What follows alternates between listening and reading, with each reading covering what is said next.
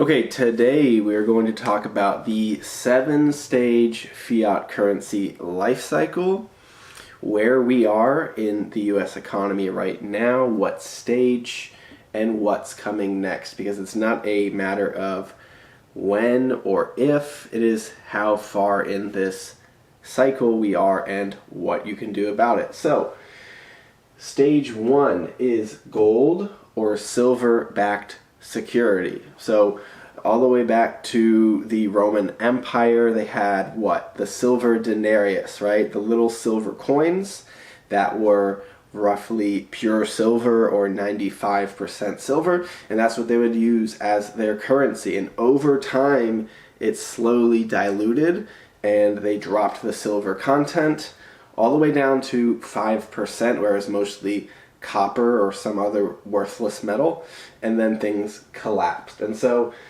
the currency is anchored to real value in this stage. And by the way, the US went off of this gold standard in 1971. Okay?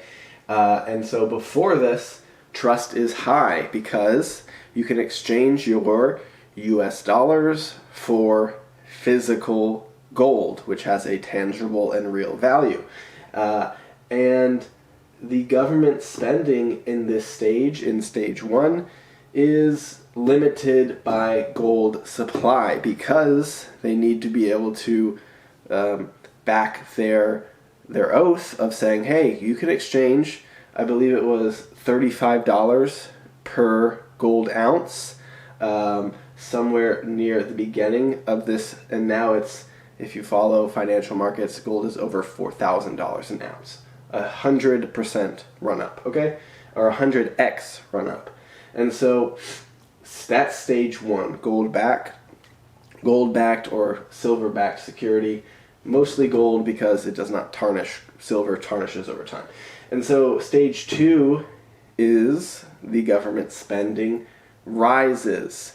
If you have a blank check and you have political power, you're not incentivized to steward this money wisely, right? You're spending money left and right, pocketing a bunch of it, insider trading obviously rampant in our government now, and so government spending rises, right? And so this comes in the form of social programs, for example, Social Security, right? Which, by the way, is estimated to go bankrupt by, I think, 2032, because there are more older and aging population citizens retiring than there are young workers coming up to support them because of the lower and lower birth rates, right? And so social programs are in here, military buildup, right? The U.S. spends an obscene amount of money maintaining its military, to maintain trade routes, to maintain obviously military dominance, and so military spending rises. And so the idea of just a little debt slowly increases until it eventually becomes unmanageable. So trust is still high here because the currency is backed by gold, right? You can exchange your fiat currency or paper currency for physical gold, so trust is obviously high. Now, in stage 3, a few different things happen here. The countries start to get into a bunch of foreign wars. Deficits start to pop up and start to become larger and larger. Deficit spending meaning you spend more than you earn, right? And then the gold suspension, or you go off the gold standard, like I said, when we went off the gold standard in the US in 1971. And so war costs start to exceed tax revenue, and some of this going off the gold standard was because of the world wars, and some of it is obviously because of just massive spending that only balloons and increases, because no one in the government takes accountability, because in order for them to stay in political power, they want to increase social programs to make their voters happy, but they do not want to increase the tax rate, right, to increase revenue, because that will piss off their voters and they will not get reelected. And so there's a million other reasons why, but on top of the war spending, these costs start to exceed revenue. And so now, in today, as I'm filming this, the U.S. is over $38 trillion in debt, and we are running a $2 trillion deficit per year. So we're spending $2 trillion more per year than we are taking in tax revenue, which is only adding to our deficit, right? And so the country at some point along this line, when debts start to become unmanageable and they can't just exchange all of these paper dollars for gold because, well, they're in a massive amount of debt, the gold standard becomes temporarily suspended, meaning, oh, no, we are going to go off of this because of this war. Oh, we happen to get in a war, right? And so the gold standard is gone off, meaning, the country now has an out to spend and obviously print as much money as they want without having to fear getting essentially margin called by the creditors because, now you can't go into any bank and trade your fiat currency for gold, so we're now free to print to the moon, okay? And so this is particularly being felt today since roughly 2020, since COVID, where under the radar, almost somewhere around 40% of U.S. dollars in circulation were printed, which has caused, shockwaves of inflation being felt by everyone. Okay, so the fiat transition begins at this point. Now it's all fiat backed by nothing except for trust and obviously military might and political connections, right? And so now this is purely fiat. It's backed by no physical substance other than trust, right? But unfortunately, with this transition, trust starts to erode, right? Because now you cannot trade your paper currency for real gold. And over time, more and more of this currency is printed. And people start to not trust this because they see, wait a second. I used to be able to buy a Snickers bar for $1, and now it costs $3 or $4. What's going on here, right? Just a small anecdotal example there. But in step 4, we see expansion, prosperity, but under the surface, under the hood, there is hidden inflation, right? So the government is free to print, and then borrow to build, expand, build up the military, build up all of these programs, and as a subsequent kind of backlash, inflation starts to creep up. Now, the economy booms, right? Because, a lot of businesses rely on government contracts, and that trickles down, and more people are hired, and things are built, and, government employees are hired. And that's a very stable job, or at least that is how it's perceived. And so asset bubbles inflate. You see the stock market only seems to go up and up, even though, you feel your pockets and they seem to get lighter and lighter because costs go up, right? And so housing goes up, prices of cars go up, the stock market goes up, the price of precious metals, gold and silver goes up, Bitcoin, all of these things, and it seems like, wow, things are great, the price is going up, but it's hidden inflation in the sense that part of the reason why these numbers only seem to go up is because the value of the currency goes down, okay? So inflation becomes structural, and if you've heard Jerome Powell, the current Fed chair, speak about inflation, they've always talked about a 2% annual inflation rate. obviously since COVID, this has been much higher, and they're either backtracking and saying, well, no, 3% is okay, or they're even saying, actually, yeah, we're not really going to worry about inflation because, well, we're not managing it so well, right? And so people mistake expansion for real wealth, right? Everything gets built up, asset prices are at an all-time high, but what you should know is lower income, lower middle class, working class people usually live either paycheck to paycheck or only within a few months of complete destitute poverty and sitting, out on the street. And so that's not real wealth for the lower percentiles of Americans and people in this currency cycle. Okay, so in stage 5, money printing accelerates. So we talked about this a bit for obviously COVID. The printers were turned on. An insane amount of liquidity was pumped into the market. What do they call it? Quantitative easing, meaning we're going to print a bunch of our currency off and use that to service our debt and build things and pay things down, right?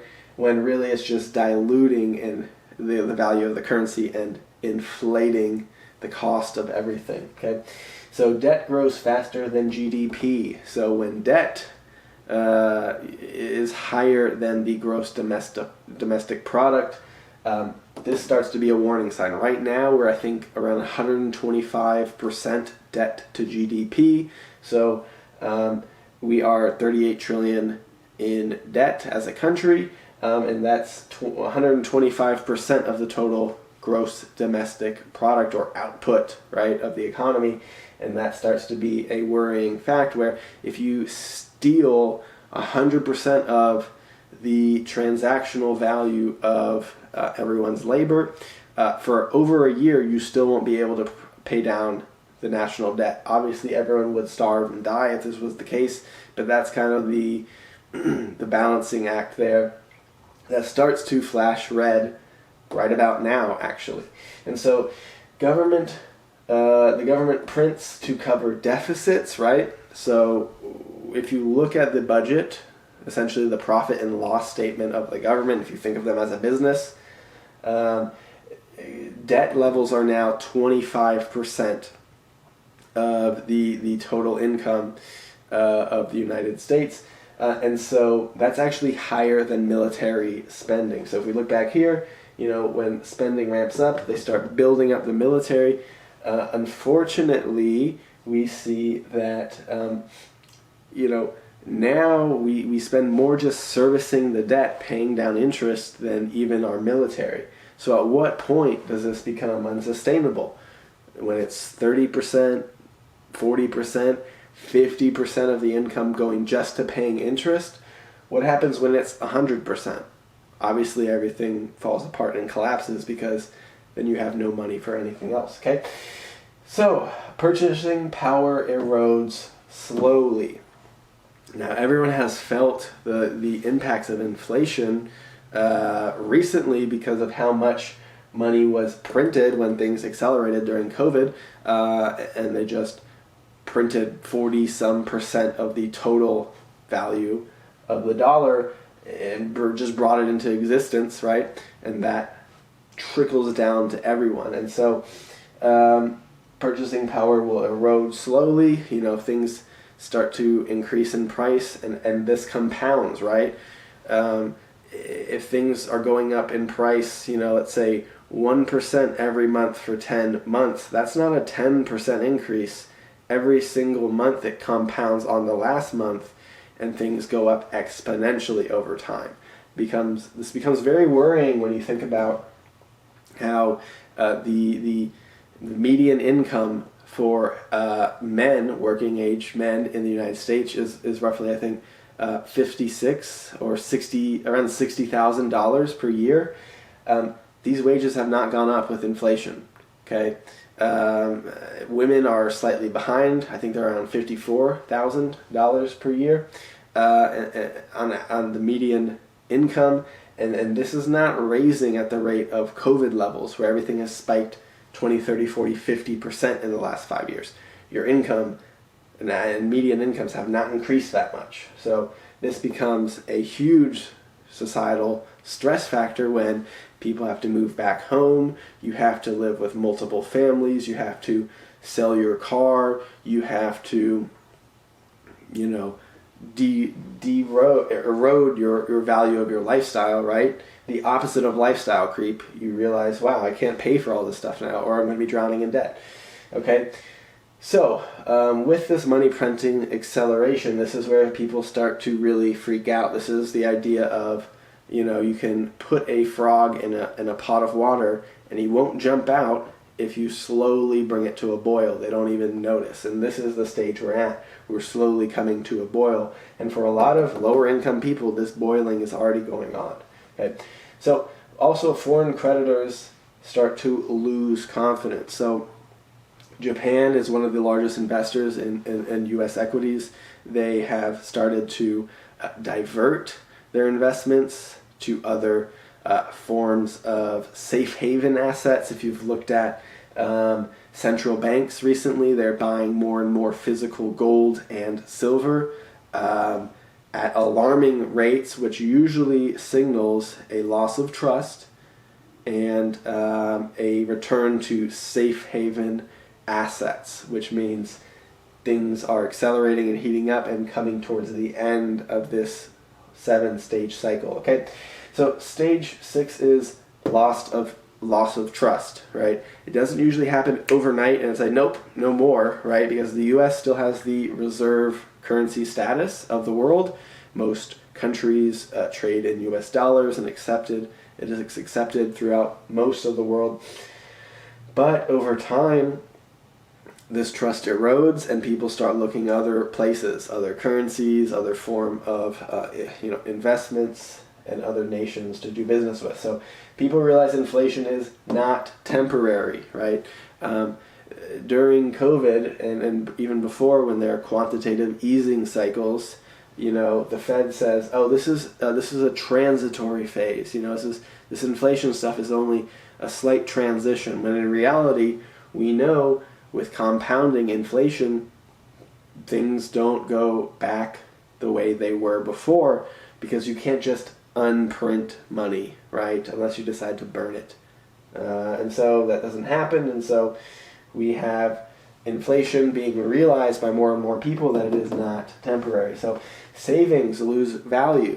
When people say, "Oh, just stuff your money under your mattress and save it for a rainy day," well, that becomes less and less valuable every year because the dollar buys less and less of goods and services every year. Okay, so foreign nations start to divest from the currency. We touched on that. They go to precious metals, to other countries, to real estate in other markets, to business trade deals with other countries, to even now being talks of replacing the SWIFT banking system, and going in a different direction for currencies and transactions to be processed by other countries. Okay, and then also political polarization increases. If you followed any of the recent elections, as of this recording, we see Mamdani becoming the mayor, or being elected to mayor of New York City, being a socialist, right? So young people can't afford to buy jack shit, or so it seems, and so they say, maybe capitalism isn't great. Maybe we need the government to take care of us and all these things. So political polarization and extremism starts to rise and people start to become desperate, right? And so stage 7 is the collapse, and after that, part of this is a new system emerging. This is the million-dollar question. No one knows what the next dominant form of currency is, whether it's another country, whether it's the Chinese yuan, the ruble, crypto, go back to gold and silver. We don't know. That's not clear yet. So the old system falls quietly or violently. The new currency structure replaces it, and this cycle starts to repeat. Okay, so we are somewhere in these last few points here, somewhere between massive spending accelerating and loss of trust. Okay, so what you can do is you need to understand that this pattern is real, and then also strategize towards ways to protect yourself. So for myself, I am investing more in precious metals, into stocks, into revamping a couple of businesses, into increasing my skills for my job, and trying to think long term and save money. Click the video appearing on your screen, and I'll see you in that next video.